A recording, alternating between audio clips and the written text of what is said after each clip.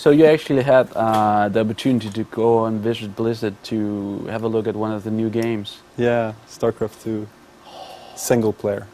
Single player. Yeah, they've shown multiplayer before, and this time it was kind of like the reveal. The first time that we, like, anybody really got to sit down with Starcraft II single player campaign, the Terran campaign. Yeah, I mean, people are going completely insane right now. Just looking forward to the multiplayer, and even I, who isn't that big a real-time strategy guy, have been checking out all the multiplayer videos. So you getting first hands-on with the single player, how was it? Very mixed feelings right now. Yeah. To be honest, it must be said that Starcraft II single player felt like, even though it's new and it's modern or whatever, there's what I feel not much innovation in the core gameplay. Just, you know, you click to move, you click to attack. You know, it's just the instant feeling that I got was that we've done it before. Absolutely, we've done it before. But I can't even imagine how you were disappointed, knowing that Blizzard would probably play it safe with Starcraft II. Disappointed and disappointed. There's a. Yeah. I still had fun playing it. Yeah. It's not like I was sitting there bored. Absolutely, I had a great time playing Starcraft II. But you know, it's, if you're a Starcraft fan, you'll love Starcraft II. You'll love the multiplayer. You'll love the single player, because what you're actually getting, more or less, of course there's new parts to it, but you'll get Starcraft all over again, but with better graphics. Of course they're playing it safe.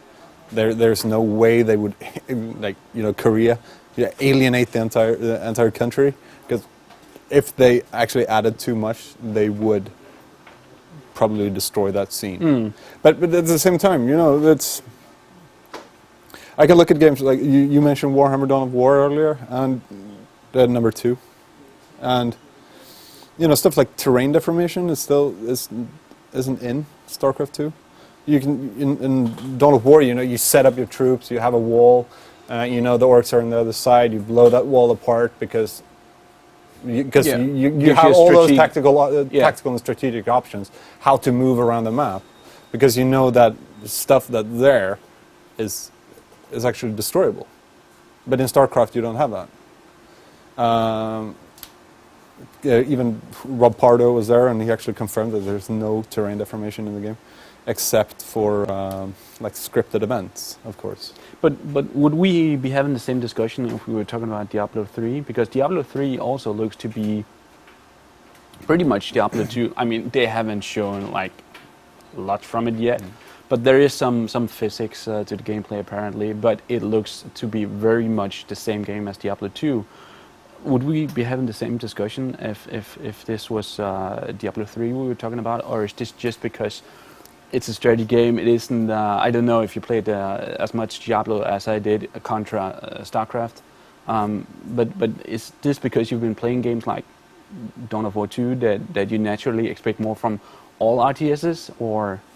Yes, I think we will be having this discussion about Diablo 3. Because the discussion isn't so much about, you know, like criticizing Blizzard for the choices they made, as much as I feel a tad disappointed that there's not more innovation. You know, there's been a ton of games since Diablo 2. They've been trying different things like Titan Quest or Sacred 2. But didn't they just play it safe? Wasn't it the same game? Just trying to copy off Diablo 2? Yeah, of course. It's the same genre. And in RTS games you have. People have been copying Warcraft and Starcraft ever since. There's been so many good RTS games since Starcraft was released. It was released in '98. It was like 12 years ago when Starcraft 2 was released. So, I don't know, it feels more like at least they could have done...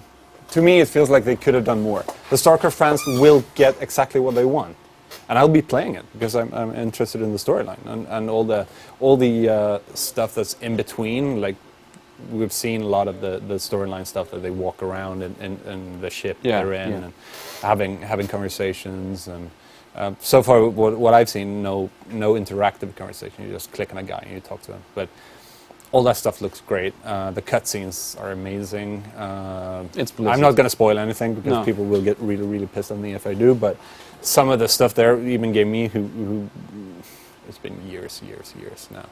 Okay. but still seeing like familiar characters Yeah. returning and realizing that okay, the storyline is going to be epic, no doubt about it. It's going to be huge, especially if we get all the 2 other expansions. But I don't know. It just feels like games like World in Conflict and even worse games like Universe at War, which wasn't really that good a game, but it was a okay strategy game. You know, they at least tried to, I don't know, add something else like the huge upgradable walking structures in Universe at War and some pre-commander as well. Yeah, I guess for me it's just it's 2 different views on this kind of game, because StarCraft was actually very innovative when it was released. But that was 12 years ago. Yeah, but still, it had some really good ideas on how to renew this kind of game, and also it just had a gameplay for itself. I mean, yes, you could do a Command and Conquer game or something like that had the same speed and everything, but nothing would feel like Starcraft II. And I realize I sound completely like the biggest fanboy right now, but I still feel that Starcraft is probably, if not the best real-time strategy game, one of the best still.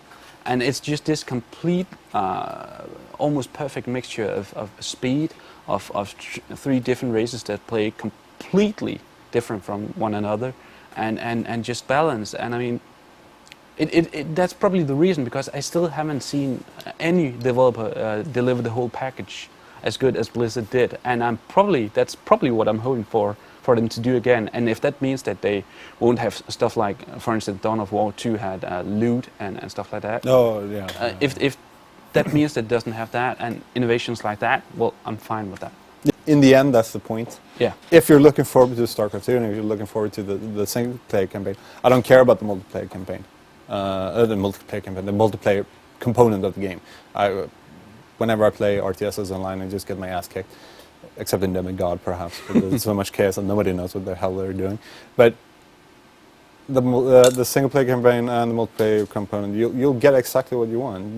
The stuff you're saying now, I can put your mind to ease, because that's what you're going to get. You're going to get StarCraft all over again.